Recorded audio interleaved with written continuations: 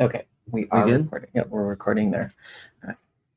Hey everyone, welcome to Trans Joy Boise. I am Pacey, trans mask, and I use they, he pronouns. And this is my lovely co-host.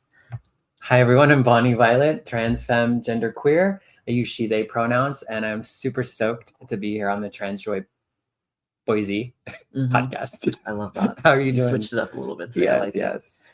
it. Good. I'm exhausted. I've been working out a lot, and I am feeling it today. Yes. Well, and we're recording on the day after New Year's, so I don't have much recovery from the New Year because I don't New Year's Eve like some folks do anymore. Like I babysat my niece that was like 4 for a couple hours so that her parents could go out, and then her parents came and we like at midnight we were like, oh shit, it's 12 o'clock. And we had some like apple cider stuff, and then yesterday I spent some time with my guy.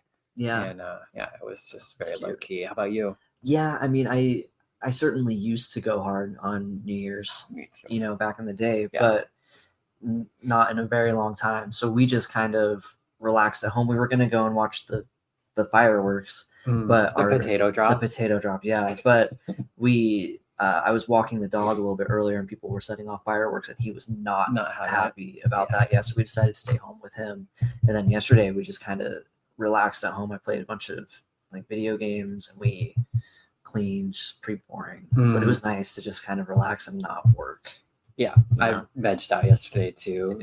He had made like a seafood boil, which was pretty good. Sounds good. It was a lot, but it was really good.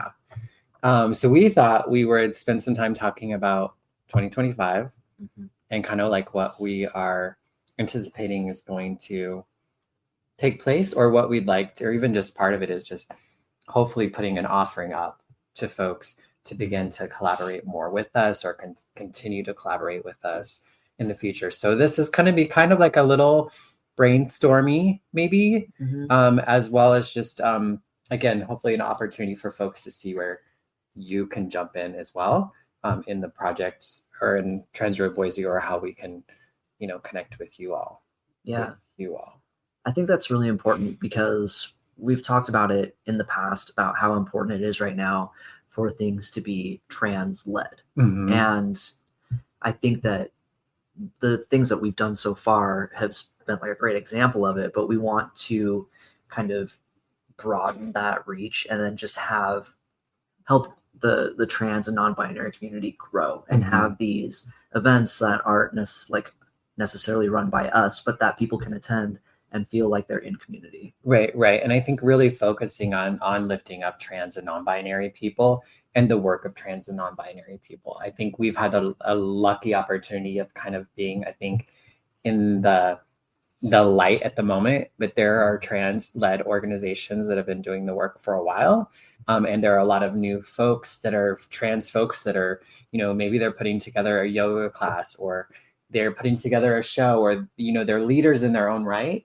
In their lives, and they're doing things that are beneficial to our community, but maybe not as widespread known. And so we really want to do what we can to try to uplift the entire community, and kind of the different things that it finds important and significant, and what the individuals put their time and energy into, I guess. Because everyone has their own thing that they're into. Like there's this group that I follow. It's not trans, but it's just, it's local. It's in Boise, where it's just anyone who is into skateboarding, they meet up and they go skateboard. These are people any age, and they've maybe never even stood on a skateboard before, and they all meet up and they go, and they just go because they love it, even if they're terrible at it. And I want to go so bad, but just something like that. So like, well, I know in our community we have people that are into martial arts, that are into painting, that are into skateboarding, that are into sports, that are into all of these things, makeup and beauty and fashion, and so we should have such a range, like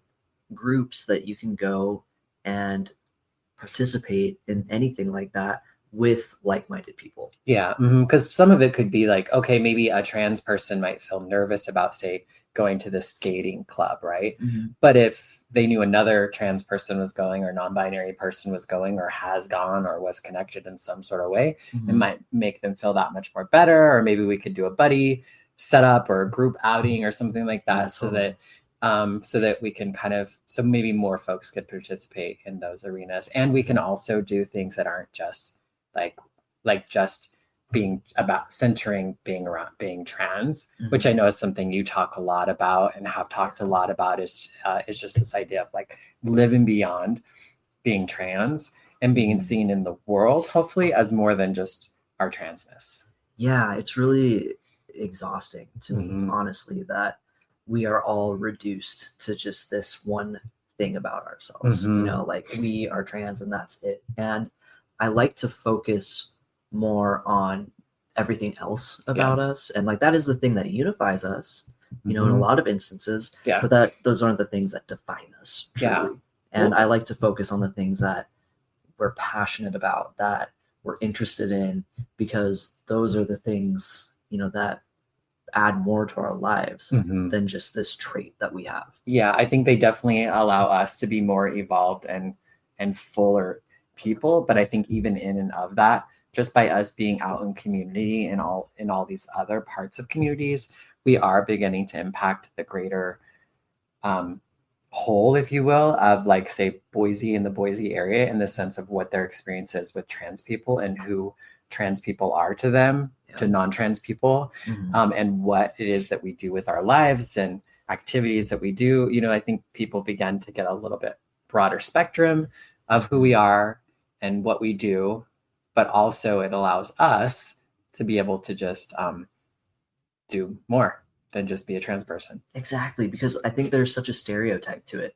Yeah. You know, and I think that there is this very specific picture that people think of when they think of trans people, or even just queer people in general. Well, we can even limit ourselves in that too. Oh, absolutely. Like, it can be really difficult for me at times to live beyond my transness, or to really try to let go of my transness in order to be in a certain space. And so I think, you know, I think to some degree that's like the next step for some folks. I think some of us may not quite be in that spot yet. And so that's why it's also, I think, important for us to have trans-led, trans-created space for trans and non-binary people only, so that we can have that kind of safety or bravery to be in community with one another, so that we can begin to, I think, go out into the broader world and have a more fuller experience. Yeah, no, I completely agree with that. I think that it's really important to have our own spaces, so we don't have to worry about how we're presenting ourselves, because I do think about that too, like how we are representing the trans community. And that's exhausting too. As you and I, but also just any trans person in public. Yeah, exactly. So, but I also think that it's important to be able to do the things that have nothing to do with being trans. You know, I agree. Because I think that being part of your identity, especially right now in the political climate we find ourselves in, it's exhausting to always be that, you know? So I think I'm really excited to see what we come up with and what other people come up with. Are there any projects that come to your mind that for 2025 that you're excited about or thinking about? So far, probably the comedy show that you were telling me about. Tell me more about that. Yeah, so I wish I had more, and more information will come and like check it out. But my old manager of the Funny Bone Comedy Club, Brian Lee, is one of the co-owners and managers, longtime friend, managers of the Lounge at the End of the Universe. I think that's the name. I always kind of fumble it up a little bit. If it's incorrect, I will be sure to clarify that. Lounge at the End of the Universe, and they're doing an event in March with an all trans comedy class, and it has something to do with like finding a place to pee, or I just want to pee, or, you know, so it's kind of like the play on the bathroom issues with us as trans and non-binary folks. And so they asked us to like come and be a part of that and help get the word out, and also be like kind of a MC, if you will, I think, of the event. And so I'm really looking forward to that collaboration. And they reached out to us, you know, so that was a really cool thing that we didn't like sit around and think like, let's do a comedy show. But they were like, hey, we're gonna do this comedy show. Let's reach out to the community and see if they can get involved. And I think the aspect that's really great about that is that they're looking to invest in the community, pay folks and get into things versus just kind of like getting the community to come to them as kind of like another money grab, which if people are trying to get money from us, I mean, but you know what I mean? Like there's kind of like that. I think trans and non-binariness is kind of a bit of a hot topic for folks.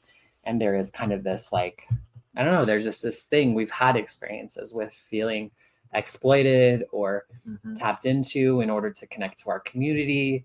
And, you know, it just feels like this is a really ideal and appropriate way for us to collaborate with a allied organization or group. See, I love that because we've experienced it as Trans Joy Boise, but we've also experienced it just as trans people. And it's so fucking annoying when people come to you and at first their idea sounds genuine, right? But then the more you hear about it, you realize they're doing this because they want to capitalize on our status right now because we're so politicized. Like you can't turn on the news without seeing stuff about trans people. And I just, that feels so gross in a way that I almost can't even explain. And I don't feel like that's like the only thing that, like, I think people are genuinely want to help out and they do want to be like allies and they want to work with us. But sometimes when it comes down to like the numbers of money or people coming in or kind of like the business outside of it, sometimes that tends to trump or seems to come out stronger than the initial, because I do like to think that people had great intent and things just got murky once some of these things started coming at play, which you are so much more compassionate towards people because my thought is just, I imagine these people are like, yeah, they probably do want to do some good, but I think that there is definitely some forethought that goes into how to somehow capitalize on what's going on right now, whether that's like selling tickets to something, whether it's, you know, having more people read your article or watch your shows, you know, and I think that it's becoming increasingly common for that to happen. So when we have like an authentic group or person come along that wants to genuinely help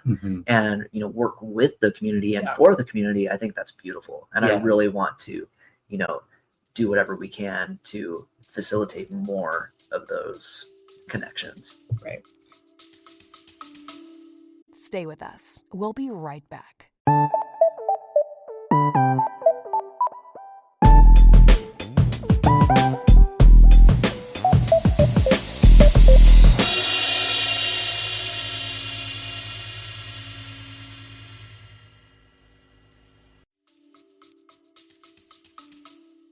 Yeah, and I think the thing that I was thinking about with that too is the lighting an issue. Maybe just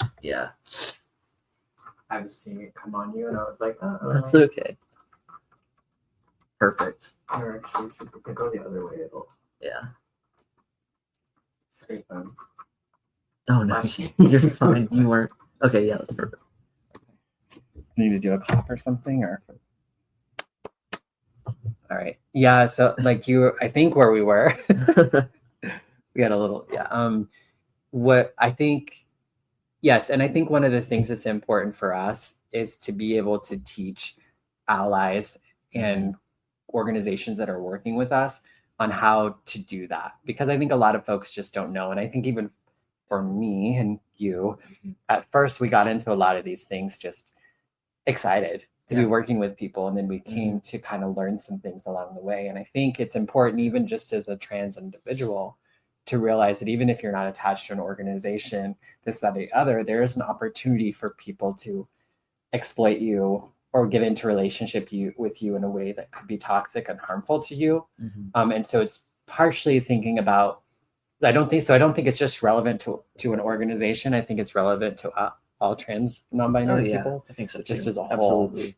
So it's really important for us to be mindful as we get into some of those. And now we know a little bit more of the questions to ask, or some of the lines that the I's that need to be dotted and the T's that need to be crossed when we start to begin working in these collaborations. And that's not necessarily to paint light, like a negative light on anything that has happened so far, but I think it's a learning process for so many of us, and really figuring out how can we begin to move forward in a way that truly centers the trans and non-binary experience in a way that leads to the liberation of us as a community, and that is intersectional and is beneficial and helpful to the greater like community, whether it's the greater LGBTQ community or the general, population, not in exclusion to that, but just, do you know what I mean?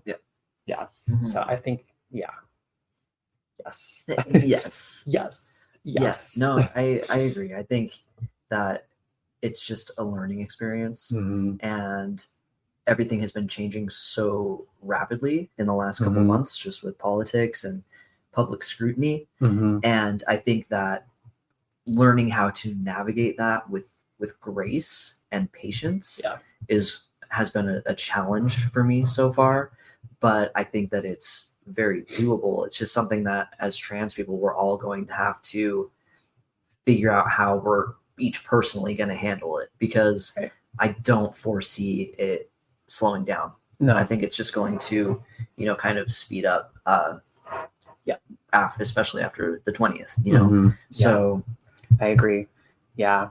And that kind of leads me into like one of the things that I'm really excited about is like our monthly, what we're calling the Trans Joy Boise Cafe, which was kind of a spinoff from like a name change kind of legal paperwork kind of party in collaboration with the Unitarian Universalist Church. And I'm really excited about having a monthly opportunity for us to get together kind of at that same sort of energy of just kind of coming together and being with one another and helping us through whatever's we're going through at that time. And so for some of us, it may be paperwork and documentation and legal stuff that's become even more and more important right now due to politics and what have you. So I think that's something that's going to continue to be a piece of that Trans Joy Boise Cafe. But I think another big part of that was we had professionals and people who work in this stuff. But we also had just other trans and non-binary people who came, who've been through the process, who could help walk us through the process emotionally, physically, and just being in community with one another. And I'm excited to, begin to each month craft an experience that is really going to hopefully be speaking to what is happening in the now for our community, and having a space for people to come as they are, and for us to kind of be with one another in community. And what that is going to look like, I'm not entirely sure, but I do feel like it's going to be about creating space in which we can kind of hold one another in the spaces of joy, in the spaces of anger, in the spaces of grief and loss and celebration. And I'm really excited to kind of, connect with other collaborators who can really help us kind of channel that anger or channel the grief, and that might be a mental health thing, or it might be more of a social support thing, or, I think there's so many opportunities for us to kind of have this once a month, all for trans and non-binary folks, centered around really helping us have more joy-filled, and hopefully just really helping us with living. In general. And I think it will be. I think that, we've gotten a lot of feedback on the idea of the cafe, of having somewhere, because that's a huge thing that people don't really know about. I haven't done a lot of it myself, where you can go and find out how to get your gender marker changed, how to get your name legally changed, all of these things. I think that's going to be fantastic. And like a monthly thing where we can all get together and talk about that and kind of do current events. But that also leads into what you were mentioning with these other themes, right? Like anger, grief, because these are all emotions, heavy emotions that we're all grappling with, and in a lot of ways that are new and unfamiliar, like having to mourn the rights that you had as a person. It's a foreign concept for me anyway. And I think that learning to navigate that with other trans and non-binary people is going to be so valuable. And I think that that's one of my biggest goals for this coming year, is setting up places and communities where we can do that. Like if it's some sort of group, or like we're talking about yoga, I think that any way that we can get rid of these heavy emotions and find a way to stay mindful and centered and focused on the things that truly matter is going to be really important for us in, you know, at least the next couple years. Yeah. I mean, I think really helping people try to stay in the now and not get caught into the hysterics of it all without pretending or avoiding it, like pretending it's not a thing or avoiding or Pollyanning it, but more of just like, or I'm like, what's the non-gendered patting it? You know, but to be able to authentically like work through some of that stuff, but with the idea that we're getting on the other side of the stuff, not getting stuck in the muck and mire of the challenges of being trans, which is really easy to do. And it's a fine line. I think that's the hardest part, because there's healthy anger, and which is also a healthy response to a lot of the things that we're facing right now, but then, you know, being consumed by it. And I think that is a really narrow line to walk. You know, it's so easy to just be consumed by it, but also it's in everything that we're seeing right now with the media. And of course, like, how can you not be afraid right now and angry? So I want to be able to find healthy outlets for that anger, because I know how toxic and poisonous it can be if you just let it fester inside of you. And I think it's just going to keep getting worse, unfortunately. So we got to be prepared for that. Yeah, anger is an important part of most movements, and a major part of any sort of big growth. So, you know, it's great. It's hard to go through pain on our own, and just to have other people to go through with it can be really helpful as well, for sure.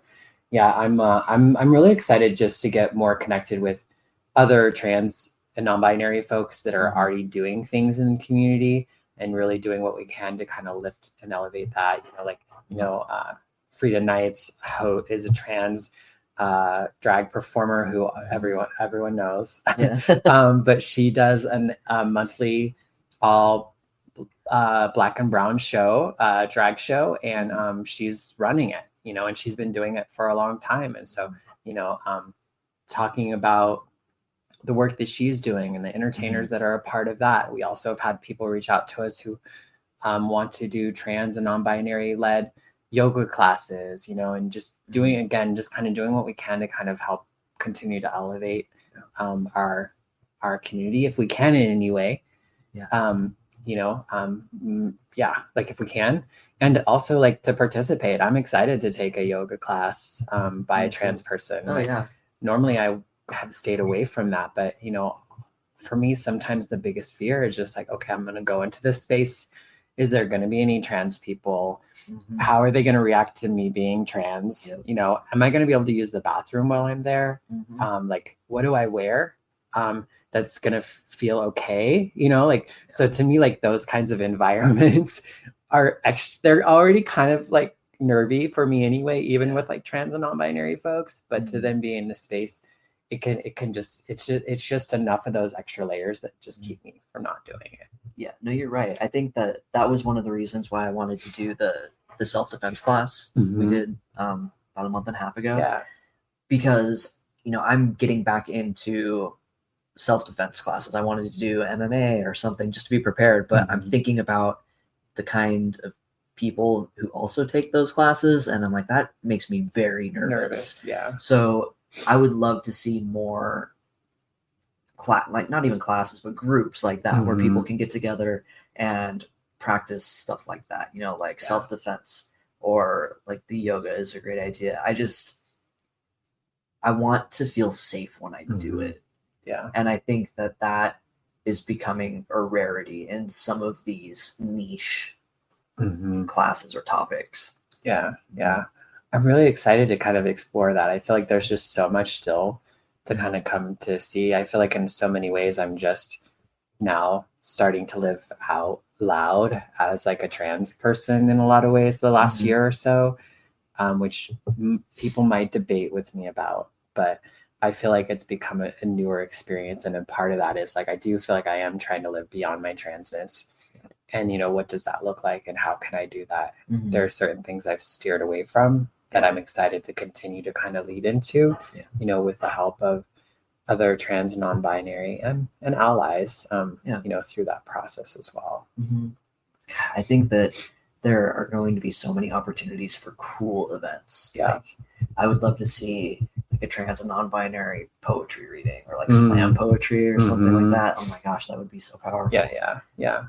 And all it would take is just somebody saying, let's do it, And I know many of us have high ideas and have things that we'd love to see be done in our community. And maybe we're not the person that can put it on. Maybe we don't even know how to do it, but that's something I hope that people could feel like they could come up to us to. And in some of that, we could help. We know what it's like to put on an event or how to get the word out. And we can do some of that stuff. But also if they needed a little bit more specific kind of connection, maybe we could connect them to somebody else in the community who could really help and encourage that individual, to do that, because there are so many of our community that are already doing really great things or want to do really great things or know of things that our community would benefit from. And I think we all just need a little help, a little encouragement. I think that's really exciting. Yeah. I mean, I think that's been the biggest thing for you and I is like that we're together now in the work that we're doing. Cause I think we were doing things separately and we did what we can, but you can only go so far like that. And so it's like having a buddy, even if it's just one, even though we have more than just us. No, you're right. I think a lot of it is, for me, was also imposter syndrome. I was thinking, well, who am I to do anything like this? Right. And I really hope that, just having this conversation will inspire some people to be like, no, I want to do this. And I am the person for it because you are. We need you. Yeah. The community needs you.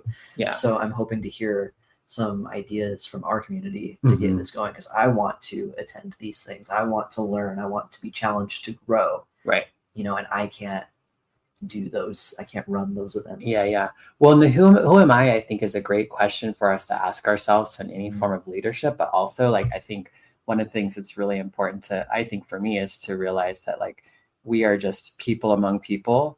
And just because we're put in a certain role or we're like in a spotlight or we're like behind the scenes or whatever, doesn't make what we do any more important than the other. And so I think sometimes we can get caught up in that grandiosity or the fear of the grandiosity that really keeps us from just finding the best spot that we're meant to be in and being in that, whether it's a big, quote unquote, big deal thing or it's more of like I can do this kind of thing. It's all really powerful and it's all really significant in its own ways. And I think the biggest challenge for me oftentimes, and I hear with a lot of people, is just kind of being right-sized about where we are at in the world and what we need to learn. That's one thing I wanted to like personally, I'm really excited to learn this year. I've been talking with my like sponsor, my mentors about, because for years I've always thought about going back into school. I talked with you about this too. And I have a lot of like, there's a part of me that feels like I was robbed from going to the traditional university kind of college experience, partially I think because of being poor, but then I did all the things so that I could. And then I went and got HIV and then getting HIV just kind of like, it seemed like it wasn't possible. And then when I did stay alive long enough to then consider school again, then it's kind of felt like it's not a great investment nowadays. Like it's so much money, and is it worth it financially? And especially as I get older, it's like, why? But a big insecurity of mine is that I'm not college educated. Like I don't have a degree or this, or that. And sometimes, if I'm honest, it is a little bit of a insecurity I have. And sometimes, as much as I try to not let it be, it is. And so I've really been thinking about, one, I do want to learn more this year, but I've been also thinking about like, but how is it that I want to learn? Right. What is the proper best way to do that? So that's something I'm hoping to get advice on or like help from people outside of me to really figure that out. Cause it's taken me this long to, but that looks different for everybody. It does, right? It so does. Like, I first of all will always encourage you to go to school. Like anyone, if anyone is wondering if they should go to school, talk to me, because I will tell you, yes, you should do it. But I mean, I think that you should do that, but I think that there are so many ways to learn. Like, for example, there was one person that I met that I'd actually known years ago in a former life for both of us. And we re-met at an event at the community center. And this person reminded me so much of my late friend, Trevor. And I had learned so much from Trevor. Yeah. I continue to learn from Trevor every day, even when he's not here. And I've been wanting to get together with this person because I feel like I can learn so much from them, just because where they are is where I want to be, just because they're so gracious with things. They're so compassionate and spiritual. And I was just blown away just by how at ease I felt with them. And that's the kind of learning that I want to do this year, is trying to better myself in any way that I can, because I was so stunted because I was so mentally ill for so long. And I had that cloud of depression hanging over me until last year. So now I really want to push myself to be a more loving and open person. And that's really uncomfortable. But like, I'm also trying to go back to school, so we could maybe study together. There you go. Yeah. So many people around me are right now. And like, I don't know that it's school, but I think definitely this next year is learning. And and there's so many options. Like, I'm learning a lot on YouTube right now with like even just doing this, and like there's lots of ways that we can learn and bring on information. And so it's like, and I know I'm not like an unintelligent person. I just have been educated and learned shit a different way than a lot of folks. But it is a language, and it is a currency to some degree. And so I think sometimes I feel like I don't quite fit in because I don't know the language, and it's not a currency in which I navigate through. And so I've been really kind of exploring that a little bit more. I think more so than like the language or the knowledge, because I feel like you have those things already. It's the opportunity that it will provide you. Because right now you can work with people one-on-one, but if you were a licensed therapist or whatever, you'd be able to help people on a much larger scale, in a more therapeutic, you know what I mean? So, and I think that you would be fucking phenomenal at that. I there's parts of that seem exciting for me, and other parts are like, I just can't see myself doing that the rest of my life. But that's just me being dramatic. It doesn't have to be every aspect that I do. And the learning, though, is something that I would like. And then I also felt like I missed out on being in a community of folks that are learning something together, which is something that I felt really, I see people around me and they seem to know what it is that they want, and they're doing it, and they're doing the work, even if they don't know how to do it. And I don't feel like I have that. I've always had something like that, and I've always been really ambitious about getting the things done. I just feel like I'm at that point right now. It's like, I don't know what's next. Which is kind of a great place to be. Absolutely. But it's also a little nervy too. I think that's just the theme for this year, because I mean, I'm in the same boat. Like, I'm on the one hand, I'm trying to apply to PhD programs, but on the other hand, I'm like, is that really what I want to do? Because I feel a calling with working with people and advocacy and things that I don't think I would necessarily be able to do if I was a doctor. Right. But there's still that passion of that. It's just the only thing that I can come up with is to just wait it out. And whatever is going to happen is, the way that it's supposed to, I guess. Well, and I think the other thing I'm excited about is the trans march or pride of this year. The thing that kind of sparked this whole thing. I'm excited to begin planning that process, which in some ways I feel like probably should have already started already.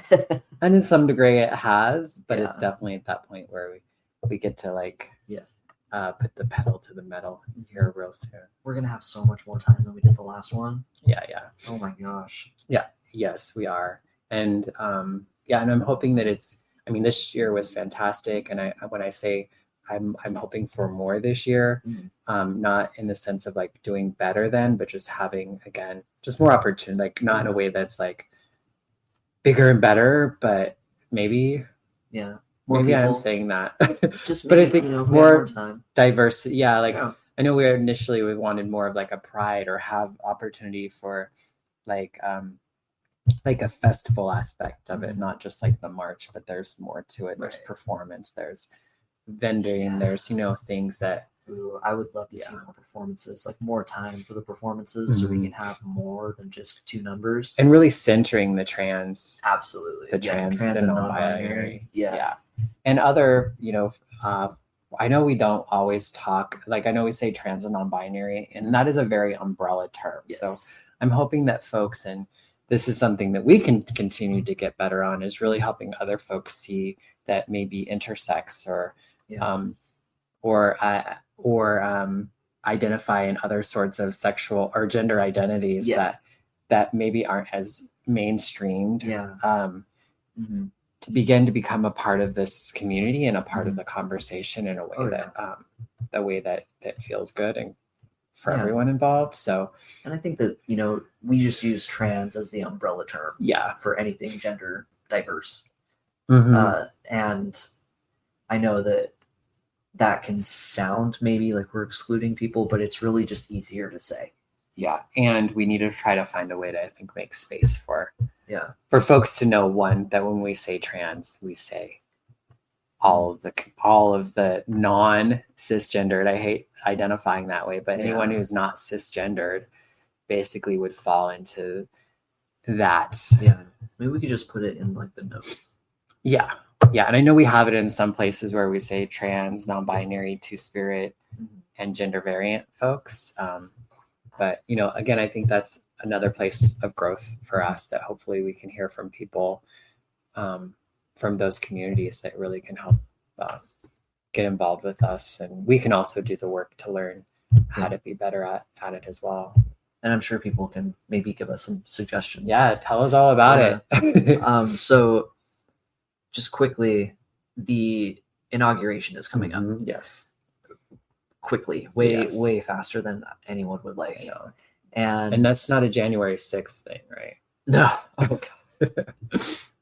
God. Yeah, I didn't even think of that. That'll be an interesting day. We'll see if anything happens again. Who knows? Yeah. But I know that Trump has been saying some interesting things, and he seems to be sort of doubling down on his anti-trans rhetoric. Yeah. And as that day is getting closer, we're going to spend a little bit of time talking and like kind of digging into what he's saying and what that could potentially mean for us.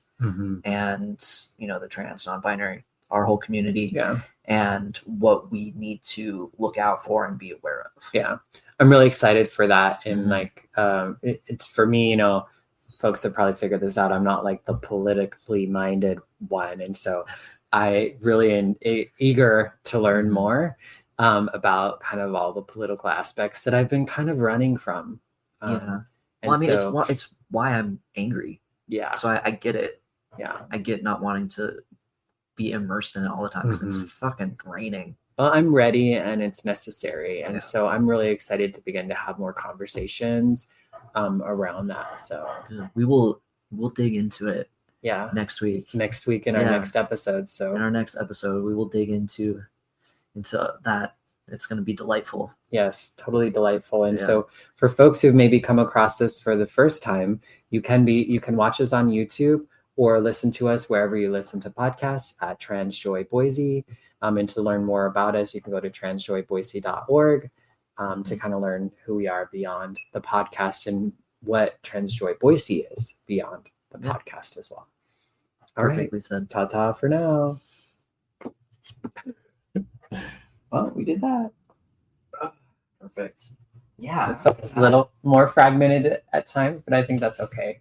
Yeah, I think that just talking about the year is going to be good. I think that because you're like, it's going to be a brainstorm. It was a brainstorm, yeah. So I think that there are some really exciting things coming up. Yeah. And we're just getting the ball rolling. I really hope that people reach out to us. I hope that people put things in our comments. I hope people come and see us at things or invite us to things. I'm just really excited for whatever comes. Yeah, me too. And I think if we get involved in more things. Like if they see us sponsoring, like if we are able to sponsor Exotica or, you know, like this comedy show, different things like that, if we're more in the forefront of people's minds, then maybe it'll be like, oh, maybe Trans Joy would be a good opportunity to bring more of the trans and non-binary community into the experience. Yeah. Yeah. Definitely. I'm really excited to kind of be that mediator. Yeah. Maybe. Yeah, I think so too. The connecting of things. Yeah. Because there's so many cool things that we could be. Because personally, this year I want to, you know, make more friends. I want to have more people in my life. Yeah. And what better way than having all of these cool little opportunities that are trans led. Yeah. Like the skateboarding thing would be so fun. That's so exciting. It's hilarious. Some of the people on there are like older. Can they roller skate? Because I love to roller skate. Or is that like, that's like a completely different beast, right? Rachel loves to roller skate too. And I like love it. is not interested in skateboarding either. So maybe we should just do our own thing. I'm like, well, yeah, maybe skateboarders can go skateboard and us who want to skate can go skate. But see, to be fair, like I haven't been on a skateboard in fucking 20 years. So I it's skateboarded like, when I was young. Me too. Believe it or not. Wow. Yeah. Really? I wasn't like when I was probably like 10, 11, oh, really? 9. Okay. Yeah, I wasn't like I did too, but then I also it wasn't an identity though either. It was just something I fell in with that group a lot in high school for a little bit. All my best friends were skaters and we would skate all the time. But we also did other stuff. I was just a fucking punk ass in high school. But I think it would be fun to just, of course I'm gonna have to wear, because my joints are so bad from my we getting older shit. Yeah, and my joints are already bad from like RA, but I'm gonna wear all the pads, and I bet we could get a bunch of people to go skating. It'd be fun. And there's probably so many other things too. I'm super excited about it. Yeah, sure. Because I know like Rachel crochets. Oh, a lot of queer people love